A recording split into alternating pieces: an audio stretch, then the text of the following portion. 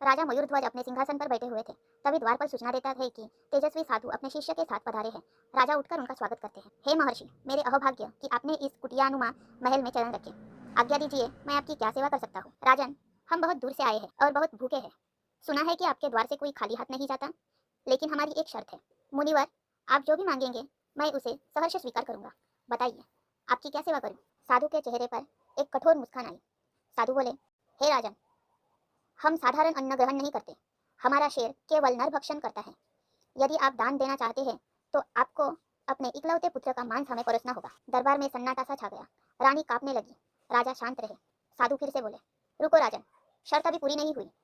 बालक को काटते समय माता पिता की आंख में एक भी आंसू नहीं आना चाहिए। यदि तुम्हारी आंख से आंसू आए तो हम भोजन स्वीकार नहीं करेंगे, तुम्हें श्राप देंगे। राजा और रानी अपने पुत्र को लेकर रसोई में गए। बालक मुस्कुरा रहा था।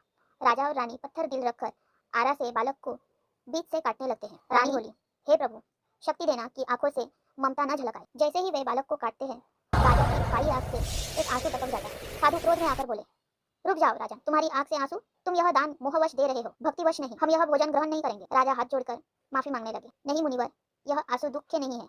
यह तो मेरी बाई आंख इसलिए रो रही है क्योंकि उसे दुख है कि वह आपके शेर के काम नहीं आ सका, क्योंकि आप केवल दाहिने अंग का ही भोजन लगा रहे हैं।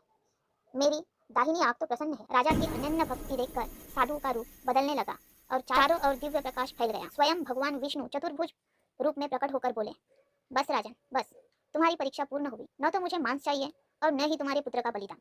मैं तो बस संसार को यह दिखाना चाहता था कि भक्ति की पराकाष्ठा क्या होती है। विष्णु जी हाथ बढ़ाते हैं और बालक का कटा हुआ शरीर जीवित हो उठता है। भगवान बोले, धन्य है यह राज्य जहाँ तुम जैसा राजा है।